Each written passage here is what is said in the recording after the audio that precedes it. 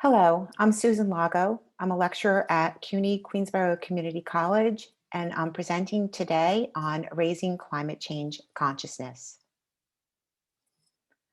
For learners enrolled in CUNY Queensborough Community College's Accelerated Learning Program, co-requisite writing courses, the goal of this pilot was to bring nature into the curriculum to provide students with learning experiences that develop an awareness of climate change while improving reading and writing skills. Many QCC students who live in New York City's most diverse borough of Queens are from more than 140 countries and speak 84 languages, have a wide variety of language proficiency upon entering their ALB courses. In view of these issues, from fall 2019 to fall 2020, I piloted a nature-themed curriculum in the developmental course of my ALP to answer the question, to what extent does experiential learning within the framework of a nature-themed humanities writing course lead to an increased sense of responsibility for the human impact on natural environments and local urban communities? In designing the pilot for the ALP developmental writing course, it was necessary to explore the issue from socio-political and socio-scientific perspectives. While the research, including that of environmental humanities, points to the evolution of humanities-based climate change curriculum, there is still an opportunity for further study on implementing environmental education in composition courses, especially in developmental writing. The term Anthropocene is debated among scholars, from when it began to its accuracy as to a causal relationship to the current age. But the general agreement is that we are in an Anthropocene today. Ultimately, the term refers to the conjunction of geologic history with world history. Chakrabarty argues for the intersection between human-centered and planet-centered thinking. Latour questions how we are to look at the alarming fact of rising CO2 levels in the Anthropocene. He argues that science needs to tell a story in the classroom with a linear structure that observes the conventions of subject-object and eliminates the genre's passive voice. Researchers argue that climate change is a social issue that the humanities needs to change in order to address. In the Anthropocene, the human impact on the planet is now understood. Concepts by themselves, however, merely define the process of climate change.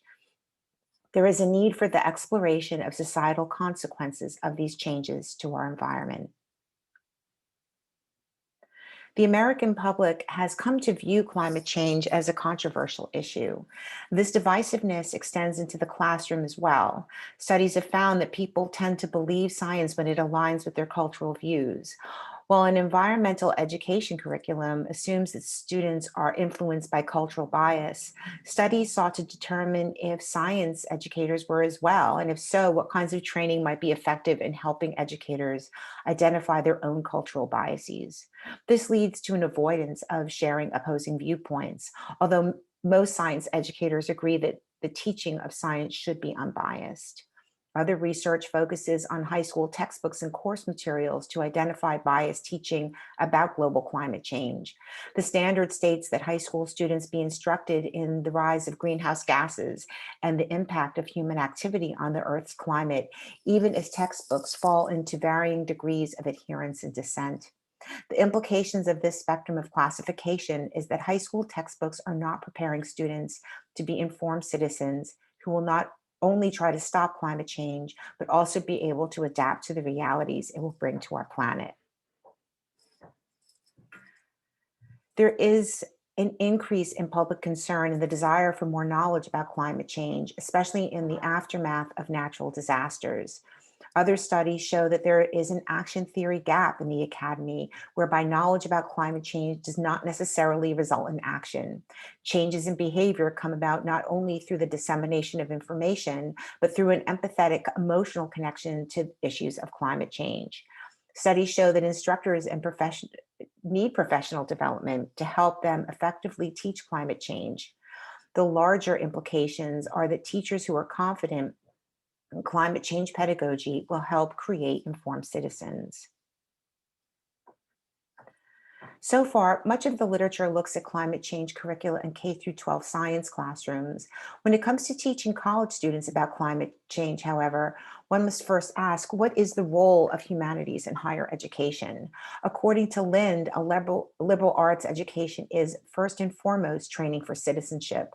Other researchers contend that the environmental humanities contextualizes climate change in a larger political and social framework. The environmental humanities is crucial for exploring the social justice implications of possible solutions to climate change by asking hard questions about who benefits from which solutions and why. Humanities courses can also contextualize complex issues for learners within the scope of their discipline. In a study that explored to what extent college students might be motivated to take action in regards to climate change, researchers gave psychology students a reading about climate change. They found that this persuasive text encouraged students to think more deeply about climate change and to commit to more active involvement with the issue. Research indicates that people are more inclined to express environmental concern when it's fauna rather than flora that's impacted by climate change. And one psychological study seeks to investigate the extent to which a personal connection to nature corresponds with a concern for the environment. The study focuses on rational self-interest and altruistic collectivist behaviors and looks at those behaviors on a spectrum of individuality as it corresponds to a feeling of connection to all living things. Within the humanities, writing courses are in a unique position to help students reflexively process complex ideas and conflicting perspectives about climate change. In her writing about the medical humanities, Bolton claims that writing and thinking are distinct activities. Reflective writing, in particular, helps us educate ourselves about complex, difficult issues. College composition courses, which emphasize writing as process, allow learners to encounter their own ideas in conversation with peers and scholars. With this research in mind, I created a nature-themed pilot curriculum for ALP developmental courses that combines reading Walden with a nature walk to foster an individual interconnectedness to nature. The research shows that individuals motivated by self-interest, as well as those driven to act for the collective good, both feel the benefit of an emotional connection to nature, with the goal of helping learners develop concern for the environment. The primary goals of this pilot were to A, write a 4-page essay about an inspirational idea in Henry David Thoreau's Walden, B, participate in weekly discussions about the assigned pages in the text, C, submit a portfolio that includes their digital English Composition 1 project about nature, and D, build an empathetic connection to nature that encourages learners to develop deep and abiding concern for the environment. The pilot was implemented in the fall 2019 semester in the developmental course of the paired ALP courses. Each week, students completed their assignments, short assignments that were based on the weekly assigned pages in Walden, including vocabulary and context, discussion forums, and English grammar and usage practice. In addition, students were required to develop a 4-page essay on the most inspirational idea in Walden, which they worked on in drafts throughout the semester. The midterm exam asked them to write a 4 to 5 paragraph essay on the greatest challenge they faced in reading the book. The assignments and activities in the developmental course aligned with their Essay 3 project in the English Composition 1 course of their ALP. Scaffolded activities including a nature walk to a green space near the QCC campus, where students gathered observations of nature using the iNaturalist app, which identified the Linnaean taxonomic classification and allowed the student to crowdsource their data with an international community of nature enthusiasts, scientists, and environmentalists. They then used the information to develop an essay about the impact of green spaces on New York City residents. All students in English Composition 1 were given an excerpt from Walden as one of their resources. Finally, they created a digital project using their essay and their photographic evidence captioned with Linnaean classifications from iNaturalist. In the developmental course, students were required to include the English Composition 1 Essay 3 Nature project in their end of semester portfolio, along with selected discussion board posts, their Walden essay, the midterm, and a 2-page reflexive introduction to the portfolio. The pilot continued into the spring 2020 semester where it was interrupted by the COVID-19 shutdown. It was modified for the fall 2020 semester, which was fully online. Therefore, although the surveys continued, the context for the project changed significantly, and thus the surveyed information was inconsistent from one semester to the next. Since COVID-19 interrupted the collection of most survey data, the primary focus will be on qualitative analysis of ALP developmental writing portfolios, specifically the Walden essay and Blackboard discussion board posts, which were analyzed to examine trends, connection to nature, perceived benefits of natural urban green spaces, and personal responsibility to be conservators of internal and external environments. An anonymous post-semester survey that asked questions about students' reading of Walden was examined to determine the extent of persistence and if reading about nature built a connection to environmental issues. Qualitative analysis of student portfolios over 3 semesters dating from fall 2019 to fall 2020 ended up falling roughly into 2 time periods, before COVID-19 and after COVID-19. In the fall 2019 semester, students were more inclined to write positively about nature and their experience of nature, with 17 occurrences of positive words such as appreciation, beauty, and peace, compared to 9 occurrences in the spring 2020 and fall 2020 semesters. Notably, in the pre-COVID semester, there were 0 occurrences of negative words such as crime, panic, and distraction. Post-COVID-19, however, there were 9 occurrences. Pre-COVID-19, students wrote about neutral concepts such as self-reliance, responsibility, and materialism 7 times versus 11 times post-COVID-19. In fall 2019, a student wrote, "Things around the park was just beautiful and peaceful. It was great experience to feel nature and get rid of any stress and busy things in my life." A year later, in the fall 2020 semester, a student wrote, "The walk within the beautiful scenery of nature released the pain of my stress and let my body go home and rest." These 2 statements are similar with the word beauty, but the first example speaks of peace and relief, while the second refers to the pain and stress and contains an allusion to death with body and rest. That said, students describe nature as being beautiful or a place of beauty consistently, with 4 occurrences before and 4 after. A connection to nature was mentioned most often both pre and post COVID-19, 5 times before and 4 after. The disrupted connection, however, was mentioned after lockdown, with 5 occurrences of words such as quarantine, fear, and worry. In spring 2020, a student wrote, "I also miss the long walk I used to take. Being outside has always brought happiness and freedom to me. Now that I know what it feels like to lose what usually bring peace to my world, I know to appreciate it more and already know what I would like to do when the stay-at-home period is over."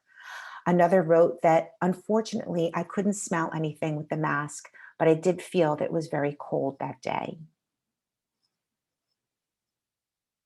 In the developmental students' portfolio writing, they wrote about urban green spaces as places to get away from distractions, especially technology. Although one student wrote about this benefit before the pandemic, there were 4 occurrences of words like distraction after lockdown. In the fall 2020 semester, a student wrote, "I'm loving the smell of nature, the way the trees are moving, the way the grass feels. It was such a relief to spend time at this park with no distraction. We sometimes take advantage of nature and the beautiful things that come with it." These results suggest that after lockdown, students were more likely to experience technology as a distraction as they spent many hours a day inside, and the urban green space as a respite from being in close quarters with multiple electronic devices. In that same semester, another student wrote of a walk she took. "This weekend, I went to the Central Park to enjoy the sunny day and distract my mind from a lot of stress." Students wrote about parks being places where they could go to feel relaxed. Before COVID-19, there were 7 occurrences of words such as peace, calm, and happy. After, there were 2 occurrences. For some students, urban green spaces became spaces to escape from the stress caused by the pandemic, although they were not necessarily pandemic-free spaces. A student from the Richmond Hills neighborhood of Queens writes, "Nowadays, I no longer walk alone from house to house or the grocery store.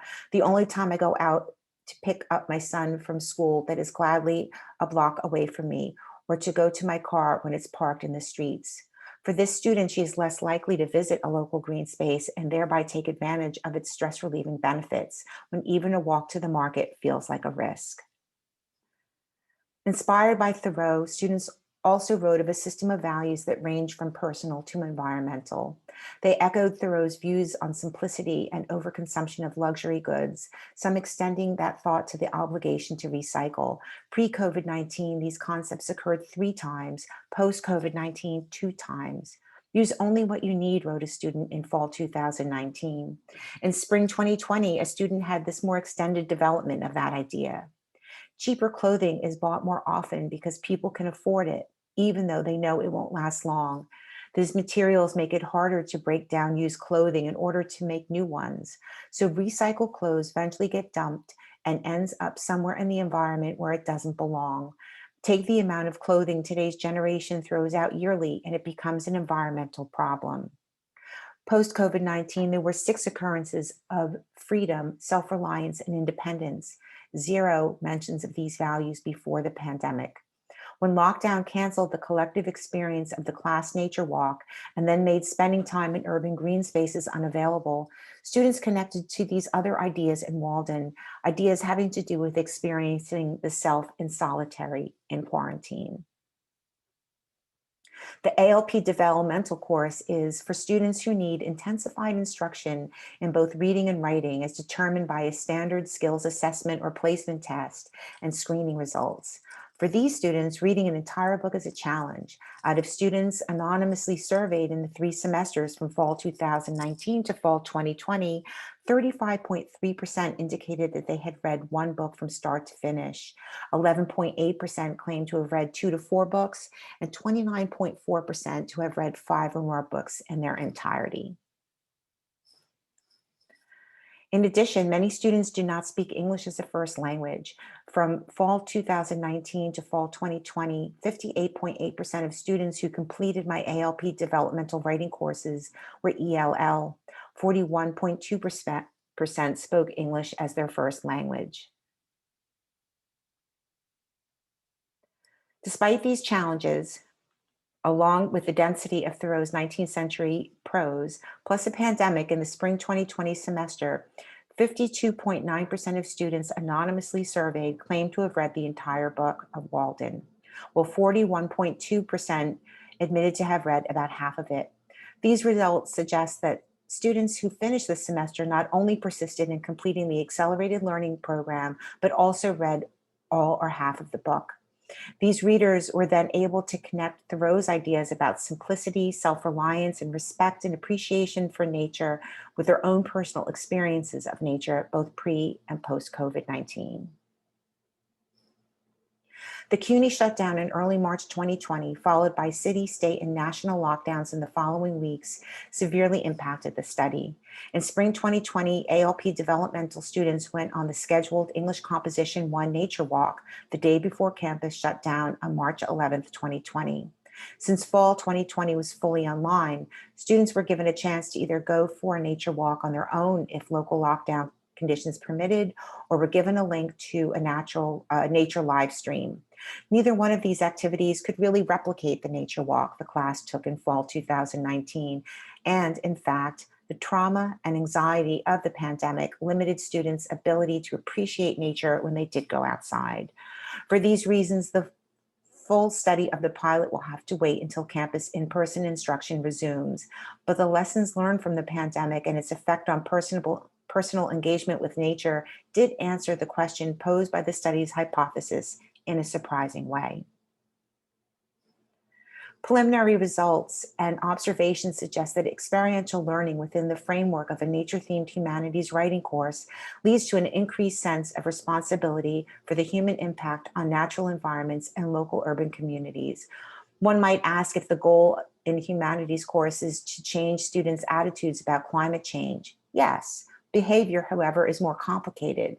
The humanitarian goal should be to encourage students to be citizens of the planet and therefore take collectivist actions such as voting, campaigning, or protesting, in addition to individual actions such as carrying a reusable water bottle. Despite the impact of COVID-19, the pilot resulted in the following. Students wrote critically about the text, demonstrating analysis of direct quotes in the context of a main point they were advancing, used appropriate internal citation that followed MLA 8 guidelines, created a multimodal project that engaged with multiple texts and utilized observational information to help develop an argument, and student portfolio writing demonstrated an empathetic connection to nature through their informal and formal writing. When the nature walk was taken out of the curriculum because of the pandemic, students all but stopped writing about being connected to nature. They wrote instead about COVID-19. They did not, however, lose an awareness or appreciation of nature. Thank you very much for listening to my talk today.